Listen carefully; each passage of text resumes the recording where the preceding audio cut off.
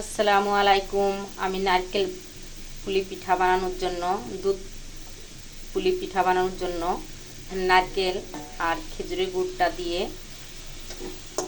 জাল দিয়ে নিয়েছি। গুড় থেকে যে পানিটা করছে নারকেল থেকে সেই পানিটা শুকিয়ে নিয়েছি। তো এখন নামিয়ে ঠান্ডা করে পিঠাগুলো বানিয়ে নিব। দুধ পুলি পিঠা তৈরি করার জন্য আটাটা গাড়িয়ে ভালো করে মাখিয়ে নিয়েছি। তো আটা কাটানোর সময় যতটুকু পানি দিবেন ততটুকু আটা দিয়ে পানিটা ফুটে গেলে কাড়িয়ে নিলে হবে লবণ দিয়ে। আটাটা দিয়ে আমি বড় একটা রুটি বানিয়ে নিয়েছি পিঠা বানানোর জন্য। তো এখন আমি একটা কৌটার মুঠি দিয়ে অথবা এভাবে কেটে নিব যাতে সবগুলো পিঠা একই রকম সাইজের হয়। তো আমি কেটে নিয়েছি। তো এইভাবে আমি কেটে নিব। এখন এর ভিতরে নারকেলের পুরটা দিব। নারকেলের পুরটা দিয়ে এভাবে মুখ আটকে নিব।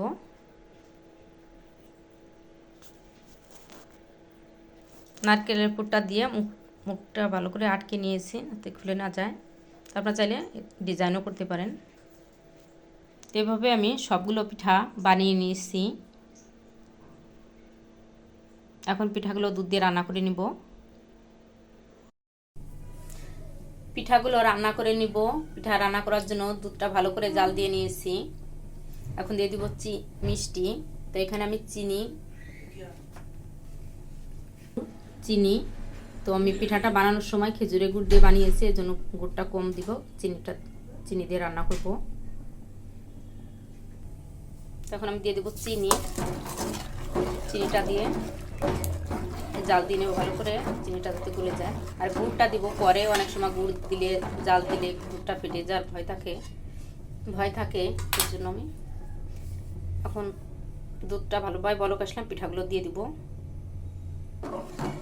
দুধটা জাল দেওয়ার সময় দিয়েছি এলাচ, দারচিনি, লং, তেজপাতা। তো এখন আমি তেজপাতাগুলো ফেলে দিব।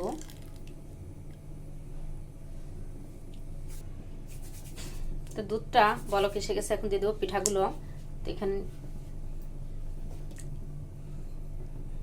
দুধ পুলি পিঠা রান্না হবে। তো সবগুলো পিঠা দিয়ে দিব।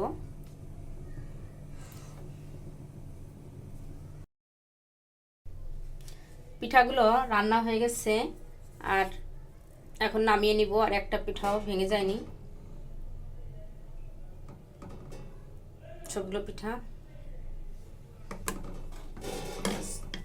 হয়ে গেল আমার পিঠা রান্না। তো আপনারা বাসায় ট্রাই করবেন। আর খেতে ভীষণ মজার এই দুধ পুলি পিঠা, সেমাই পিঠা। আর কেমন হলো কমেন্টস করে জানাবেন। আমার রেসিপিটি যদি আপনাদের ভালো লাগে আমার চ্যানেলটি সাবস্ক্রাইব করবেন, ফেসবুক পেজটি ফলো করে লাইক দিয়ে সাথে থাকবেন। সবাই ভালো থাকবেন। নতুন নতুন রেসিপি নিয়ে আবার আপনাদের সামনে হাজির হয়ে যাব। আমাদের জন্য দোয়া করবেন। আল্লাহ হাফেজ।